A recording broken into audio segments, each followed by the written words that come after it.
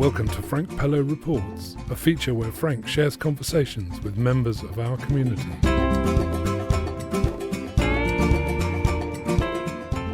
Hello, this is Frank. I'm here with Mac Dunlop to talk about one of the many strings to his bow. This particular interview is about Loveland. Hello, Mac. Hi, Frank. How are you? I'm doing very well. Can you tell me about Loveland, please? Well, where to start? About 5 years ago, some people got together and approached the Diocese of St. Gluvius Church, which is just opposite Penryn. The church has a piece of land, which is also known as glebe land. There's a lot of glebe land. This piece of land was on, there's a road by it, which is called Love Lane. And so a group of people approached the diocese and said, well, how about you let us use the land for growing, for a community growing project?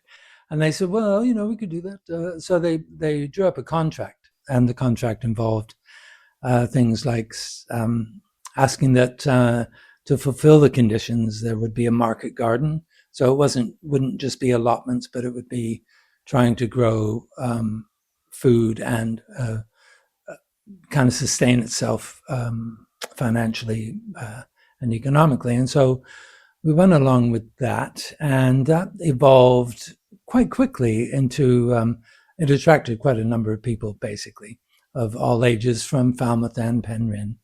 And basically we started to turn the soil just by hand, really. There's no electricity up there. There was no water to the site. Over 5 years, we've developed polytunnels. We've brought water to the site, so we've got mains water supply. And this has all been done through volunteers and a few people, raising funds for some people to have wages, because that's quite important for some people to be working the land and to be organizing everything, whether that's just the volunteers or whether it's getting the seed in, getting topsoil, getting wood chip, getting building compost bins. I mean, we're basically talking about a market garden that is a small farm now. So who are the people that volunteer or are involved in it? Well, we've got Finn and Rachel, who are the main growers, and they're really lovely people, very dynamic, a lot of energy, which you need because it's physical work. I go up there, but I tend to sit in the shade on hot sunny days and take a lot of breaks. They really put their backs into it. And who are the volunteers, people that maybe come along? I think it's a couple of days a week where people come and help. Yeah, that's right. Well, that's organized by Alex and Eve, who are also Alex does a lot of the fundraising for the site, and Eve does a lot of the volunteer coordination. And then there's people who come up like Dwayne and Ellie on there. There's Dan. There's people who come up. There's Nick. I could probably name a dozen people that I know. And I've got to know people partly through working with them, but also through doing one of the projects, which is one of the rewards, taking portraits of people who work up there, black and white film, medium format photos. So we've jumped now to the current reason for you to be in, which is talk about the fundraising. You're looking to extend certain parts and make it more sustainable. So can you tell us about the fundraising, please? Yeah, of course. One thing I should mention before I forget is that I didn't mention the medicine garden, which is also another aspect of the field, which is run by people who are interested in growing herbs, medicinal herbs. And these are the things that we're trying to raise funds for. So first, let me say that today we just reached our 25% of our target, which means that we can implement the rainwater harvesting, which is really important to the site because we don't want to be using mains water all the time. And, I think most people are aware now we're entering a changing climate.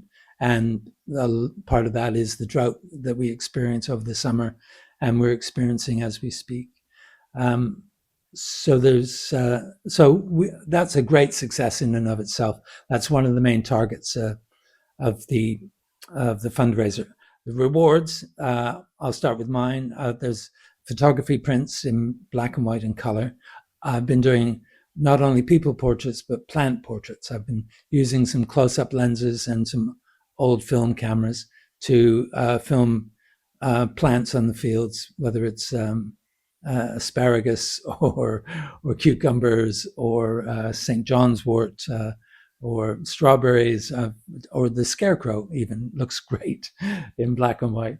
And then there's other equally important. There's a shiatsu massage that's been offered as a reward. There's kimchi workshops offered as rewards. They can name the tractor, they can name the polytunnel, which is great because these things haven't been christened. And even if it ends up being McBoatface or whatever that famously was used, that'll be fine because, part of it is just about getting to know that Loveland is there. It's really part of the community. And in 5 years, it's expanded to become really cherished and loved by the people of Penryn and Falmouth. I guess maybe we can advise people to have a look on the fundraiser. How much are you looking to raise? We're going for £24,500. And so far, I think we've raised over £11,000 now. And it's we've only launched 3 days ago. So obviously people that donate can claim these rewards and things, but also they can know that they're part of a very useful local community project. Yeah, now we've been going for 5 years, and now the plan is, if with people's support, we'll be able to sustain this give the site some longevity and make it into a more permanent place. People can just come anytime they want. If they'd like to participate, then Wednesdays and Saturdays are volunteer days. And check out the crowdfunder site, which is crowdfunder.co.uk/support Loveland. That's all one word. And if people want to just keep an ongoing eye on Loveland, are you on the socials and a mailing list? Yeah, you can find us through the Falmouth Food Co-op. We're part of a network of things. There's the Falmouth Food Co-op, the Falmouth Food Kitchen, and Loveland. And they form a kind of umbrella of local food distribution and networking. Excellent. So best of luck with the fundraiser and all the ongoing events and everything at Loveland. Thanks, Frank. And thanks to all your listeners. And please support Loveland. It's a great project. And more importantly, just come up and have a look. It's a beautiful site. You get a great view of Penryn as well. So hope to see you there. Thanks very much. Back to the studio.